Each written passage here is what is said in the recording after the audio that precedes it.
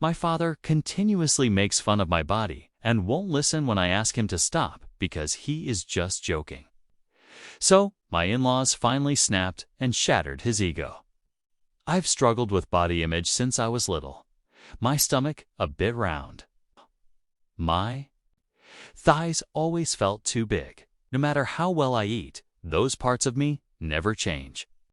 I'm 5'3" and somewhere between 110 to 120 pounds. And the stretch marks, they're everywhere. I don't even know where they came from. School was hell. The teasing got so cruel, I eventually dropped out. The trauma left me so broken, I nearly gave up on life. Even the teachers laughed when I asked for help. My parents barely noticed. What kept me alive was one person, Knox. We started dating back then, and he's still with me. He says, I'm beautiful, just as I am. But I never fully believed him. What hurts most is that the person who broke me the most was my dad. He's always been the funny guy, cracking jokes, lighting up the room. But now, I don't think I can ever see him the same way. He knew how I felt about my body. He used to say he supported me, cheered me on when I worked out. Now I wonder if it was all fake. It started about a year ago. His comments at first, lighthearted, or so I thought. Then came the jabs about my stretch marks, the way my thighs looked in jeans, little pinches that felt more like punches. It crushed me. My Aunt Selene, who's basically been my second mom, stepped in when I couldn't. The remarks stopped for a while, but a few months back, I got brave. I wore shorts for the first time in years to visit home. That's when it happened. He pinched my thigh and said, "What's this? I thought you passed away."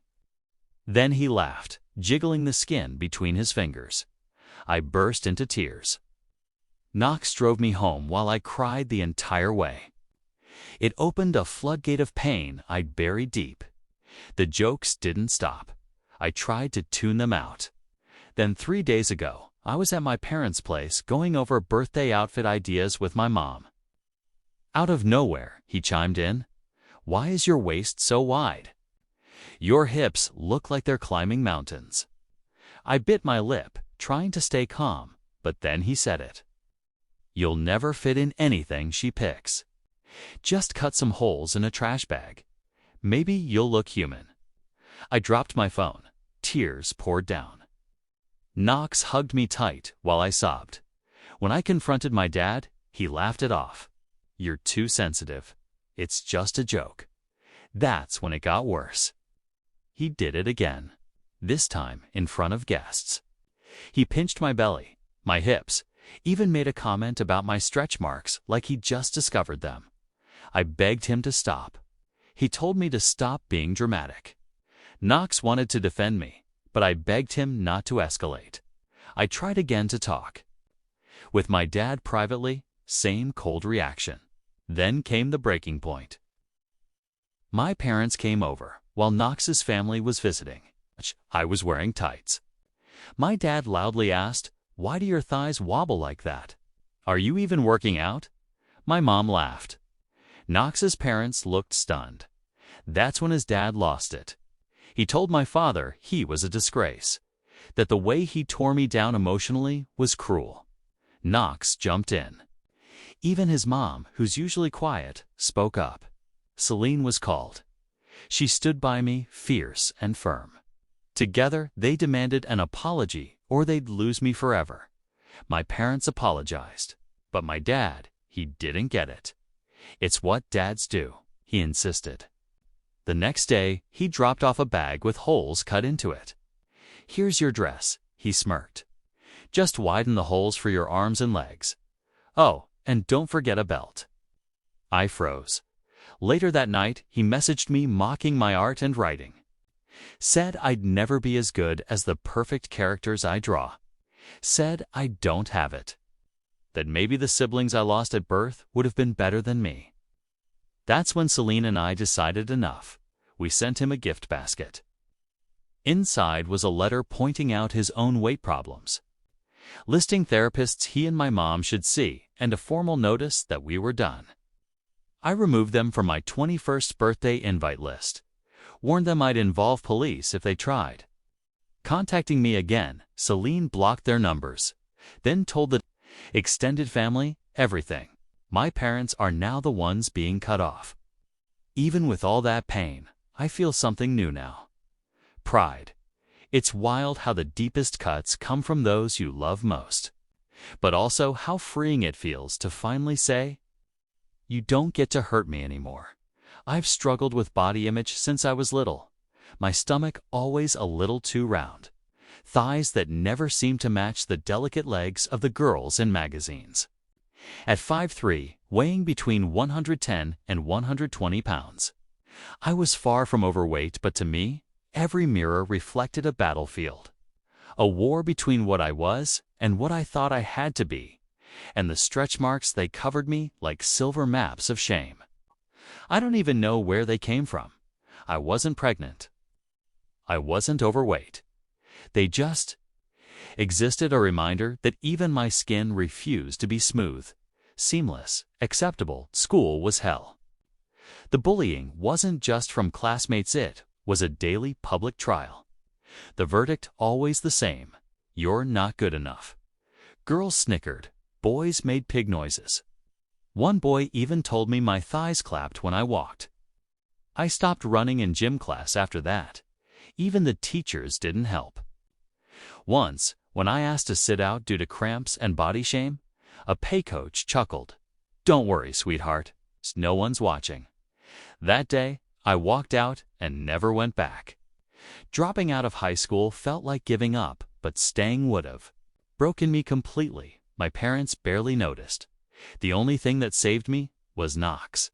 He saw me when I couldn't see myself. "You're beautiful, just the way you are," he'd say, brushing the hair from my tear-soaked face. We started dating when I was 16, and now, at 21, he's still here. Strong, patient, kind. But some wounds run too deep for even love to heal, because the person who hurt me the most was my father. He was always the funny one. Always. The loudest in the room, always with a comeback, always ready with a roast. For years, I told myself he didn't mean it. That it was just his way. That if I laughed, maybe it wouldn't sting so much. But laughing only made it easier for him to keep going. It started subtly, little jokes when I reached for a second helping. Gotta save some for the rest of us. Then came the comments about my thighs, my hips, my stomach. "Geez. Are brave," he once said. I laughed. Inside, I wanted to disappear. My Aunt Celine, who practically raised me, noticed. She'd tell him to cut it out, but he'd just wave her off. "I'm just playing." And for a while, the joke stopped. Until the day I wore shorts to their house for the first time in years. I was proud. It was a milestone for me. I'd spent so long hiding, and Knox had convinced me I deserved to feel the sun on my skin. We walked in and sat down. That's when my dad reached over, pinched my thigh, and said, "What's this?" Died. Then he jiggled the skin between his fingers, laughing like it was the funniest joke in the world. I froze. My ears rang. I remember standing up, not even realizing I was crying, until Knox gently took my hand and led me out. I sobbed the whole ride home. It reopened wounds I thought had healed. It reminded me that no matter how much I changed to him, I'd always be a punchline. It didn't stop. A few days ago, while planning my birthday with my mom, he barged in with another comment. "Why is your waist so wide? Are your hips climbing mountains?" I told myself to breathe, to stay calm. But then he said, "Just cut holes in a trash bag. Maybe you'll look human." I dropped my phone. My mom laughed. Knox was furious. I begged him not to say anything. I didn't want to start a war. But inside, I was shattering. Again, and then, just 2 days later. It happened in front of guests.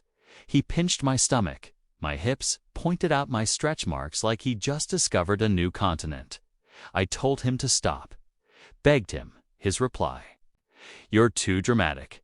Learn to take a joke." Knox's family was there. His dad, usually calm and reserved, stood up. "You're not joking. You're bullying your daughter. Do you hear yourself?" Us. Knox joined in, and even his soft-spoken mother raised her voice. "You're breaking her spirit." Aunt Celine was called. She stood beside me like a wall of fire. Together, they told my dad, "Apologize now or lose her forever." My parents apologized. Kind of. My dad muttered something about how it's just what dads do. He didn't get it. He never did. The next morning, a plastic bag appeared. On my doorstep, holes cut in it, a string taped to it like a belt. A note attached to read, "Here's your dress. Don't forget the belt." That was it. Later that night, he messaged me, mocked my art, said my writing would never amount to anything, that I'd never be as good as the perfect characters I draw.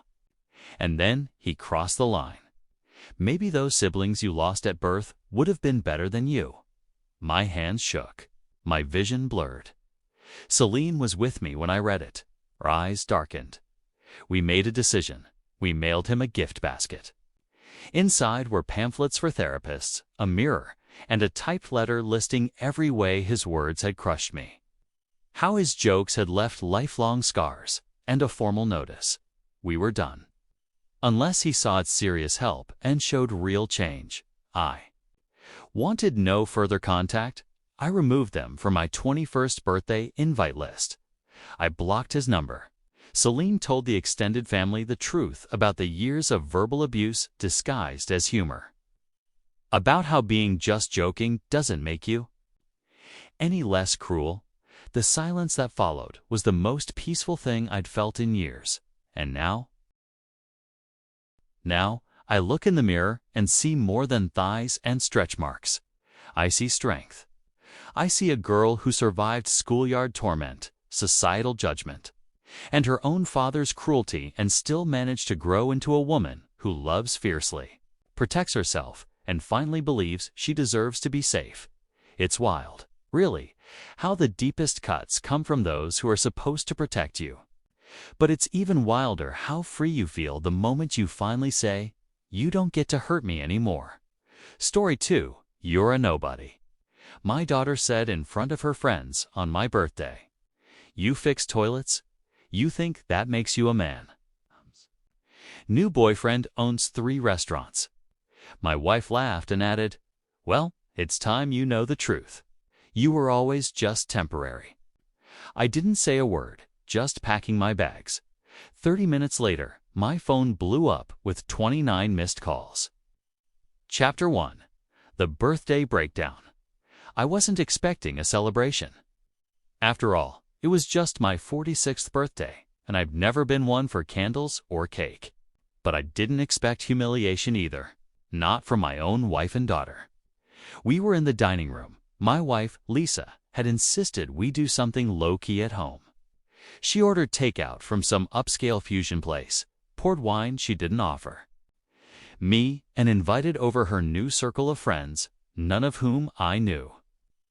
I stood in the corner, sipping flat soda, wondering when I'd become a ghost in my own house. Then it happened. My 17-year-old daughter, Madison, giggled with her friends while scrolling through something on her phone. One of them asked, "Wait, is that your dad?" She looked up at me with a smirk. "Yeah, that's him." She turned to them and added, "You know, he fixes toilets for a living. Thinks that makes him a man." They laughed. She laughed, and then came the part that truly shattered me. "You're a nobody," she said, loud enough for the whole table to hear. I looked at her. My daughter, the girl I once carried on my shoulders at the zoo, whose scraped knees I cleaned with shaking hands when she cried. The same girl who used to say, "You're my hero, Daddy." Now I was just the joke. But it didn't stop there. Lisa raised her glass, smirked, and said, "Well, it's time you knew the truth." She motioned across the table to a man in a designer suit. I hadn't noticed. "Walk in, this is Derek. He owns 3 restaurants in the city. He's more of a man than you've ever been. You were always just temporary." No one stopped her. No one even blinked. I didn't yell. I didn't throw the wine bottle. I didn't cry. I just stood up, walked upstairs, and packed my bag. One duff, no hesitation. As I zipped it shut, I heard them still laughing downstairs. The only thing louder was my heartbeat in my ears. I walked past them without a word, and the moment the front door closed behind me, peace. 30 minutes later, as I sat in my truck at the edge of a darkened park, my phone began to buzz. 29 missed calls. 1 from Madison, 2 from Lisa, 26 from unknown numbers, and the last from Derek. I stared at the screen, then smiled because I had already decided they were going to regret every single word. Chapter 2. Let them laugh. The first thing I did was turn off my phone. Not because I couldn't handle it, but because I didn't want to. Their panic was just noise, and I wasn't ready to listen to noise. I spent that night in the back seat of my truck, parked outside a 24-hour laundromat. It wasn't warm, it wasn't comfortable, but for the first time in a long time, I could breathe. As the sun rose, I drove to the diner near my old apartment, one that still gave free refills and never rushed you out. I sat in the corner booth and ordered coffee, black like the thoughts brewing in my head. It wasn't about revenge at first. It was about trying to understand how I got here. I gave them everything. Lisa and I met when she was working part-time at a bookstore, and I was still doing my plumbing apprenticeship. We had dreams. We had plans. I remember the day I told her, "Give me 10 years and you'll never have to lift a finger." She smiled and said, "Just don't forget who was there when you had nothing." IDN single quotes. Turns out, she did. Over the years, I built my own plumbing business from scratch. Took night classes to get certified, bought the house, paid off her car, took Madison to every parent-teacher meeting, even when Lisa couldn't be bothered. And now I was temporary. But if there's one thing working in sewage teaches you, it's how to deal with filth. I opened my laptop, connected to the diner's Wi-Fi, and began researching lawyers. Not just divorce lawyers, reputation specialists, forensics, tax auditors. I even bookmarked a few private investigators just in case. Derek's restaurant empire had soft spots because, I wasn't going to scream in their faces. I wasn't going to show up and beg. I was going to wait. Let them get comfortable. Let Lisa move Derek into my house. Let Madison post her snarky TikToks about her new dad. Let them all laugh. Because when I was finished, there wouldn't be anything left for them to laugh about. Chapter 3. The quiet before the collapse. 2 weeks passed. No screaming matches, no confrontations, just silence. I stayed gone. Lisa didn't file for divorce. Probably thought I'd come crawling back. Maybe she assumed I was living in some motel, crying into old wedding photos. She didn't know I'd hired someone, a man named Weesif, ex-law enforcement, a private investigator who specialized in what he called clean burnouts, cases where one spouse was about to go nuclear, but needed evidence, leverage, and deniability. He started tailing Derek. Within 3 days, he had photos, lots of them. Derek wasn't just cheating with Lisa, he was cheating on Lisa. I kept uploading clips on social media. Out with Mom and Dee, she wrote on one video showing them shopping at a luxury mall. New dad better than the old one. She captioned another showing Derek throwing money at designer bags. She thought she was hurting me. Instead, she was documenting financial fraud in real time, all under her mom's name. I just smiled and kept forwarding links to my lawyer. The best part, every credit card they used was still in my name. I'd frozen them quietly, then reactivated them temporarily, just long enough for them to get comfortable, then cut them all off again during dinner at some overpriced Steakhouse, they left with a $700 bill they couldn't pay. The waiter took a photo as they argued with the manager. That photo ended up on Yelp. I might have had something to do with that. The caption couple throws tantrum after their cards are declined. Woman screams, "My husband will pay." Spoiler: he didn't. Chapter 4. A taste of humiliation. Lisa always loved her control. She wore it like perfume, subtle but suffocating. In every room, she wanted to be the one people noticed. The one who had it all together.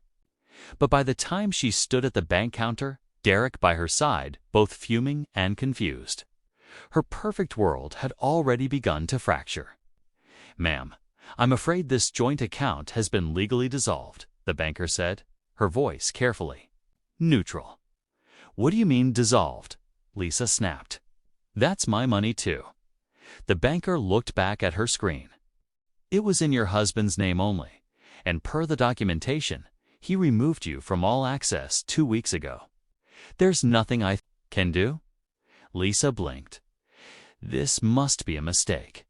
We own the house together. Everything is shared." "I'm sorry," the banker repeated, handing her a copy of the notarized removal documents. Ones my lawyer had filed quietly. Derek leaned in, trying to look intimidating. "Don't you know who I am?" But the banker didn't blink. And that's when the first wave of reality hit Lisa.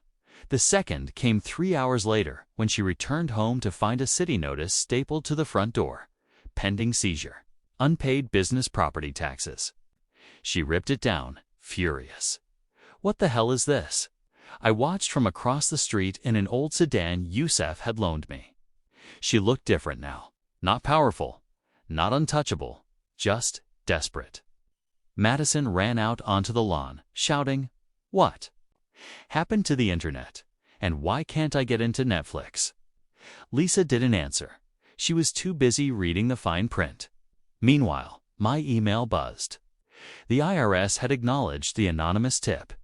An investigation was officially underway. Attached was a receipt confirming Derek and Lisa's accounts had been flagged. 2 days later, the story broke in a local paper. Restaurateurs under tax fraud investigation. Girlfriend named as co-conspirator. Lisa's face was right there on the front page. Her employer immediately suspended her. Pending review, her online friends vanished. Madison's influencer dreams toasted. Even Derek, once so smug, was now backing away from her. He didn't sign up to go down with the ship. Lisa tried calling me. 28 missed calls. Then a message. "I don't know what you've done, but please, we need to talk. You're ruining our lives." I didn't reply. I just sent her a photo. This was taken at our anniversary dinner. The one where she humiliated me in front of our daughter in it. I was smiling quietly. She was raising a glass. I wrote, "You toasted to your freedom. Now drink it to the last drop." Chapter 5. The Undoing. Lisa stood in the middle of our once cozy living room, now stripped of all warmth. The curtains were gone. The TV gone. Even the couch had vanished. Hauled away by movers 2 nights before while she was out pleading with Derek to stay. The only thing left was silence and Madison's voice trembling from upstairs. "Mom, someone just posted a video about us. It's going viral." Lisa ran up and grabbed the phone. On screen was a YouTube thumbnail that stopped her breath cold. Cheating wife humiliates husband at birthday dinner. But he got the last laugh with over 1.3 million views. The video was edited flawlessly. Clips from the dinner, leaked screenshots of text messages, photos of her and Derek, court documents, and most painfully, Madison's cruel outburst, crystal clear, caught on camera by a friend at the party who thought it was funny. Comments flooded in. The daughter's just as entitled as the mom. He handled this like a king. This is straight up pro-revenge. Lisa's hands trembled as she scrolled, her face losing color with each swipe. Madison was crying now. "They're calling me a bully, Mom." A monster. Lisa's phone rang again. "Derek, listen," he said, his voice clipped and panicked. "This is getting out of control. My investors are pulling out. My lawyer says your husband's ex-husband might have recorded everything legally. I can't do this." He hung up. Just like that, Derek was gone. Lisa collapsed to the floor, breath shallow, staring into nothing. Downstairs, the front door creaked open. She flinched, then turned. I stepped in calm, sharp in a black coat. I hadn't spoken to her in over a month. "You," she whispered. "I'm just here for one thing," I said, holding up a small velvet box. It was the wedding ring, the one she had mockingly thrown in the sink that night. I'd fished it out quietly just before the movers came. I placed it on the coffee table. Then I handed her a neatly folded piece of paper. It was a check for exactly $1. Lisa blinked, confused. "What is this?" "It's your share of what you're owed," I said, "after debts, taxes, and court settlements." She opened her mouth to protest, but I turned and walked away. And just before closing the door, I added, without looking back, "You once said I was temporary. Now you're the one left behind." Chapter 6. Peace. Finally, 1 year later. The air was clean, crisp, quiet in the way cities never are. I stood on the porch of my modest lakeside cabin, coffee in one hand, serenity in the other.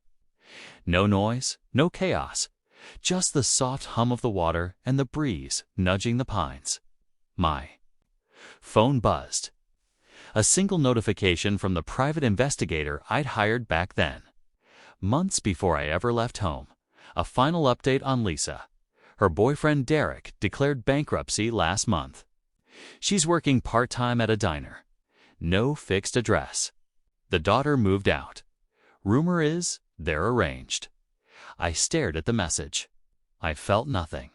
No triumph, no hatred, no lingering grief. Only peace.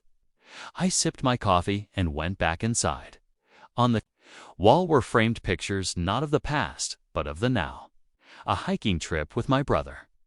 A photo of me shaking hands with the CEO who'd recently hired me for a major engineering contract. And a new one. A simple, smiling selfie with someone new.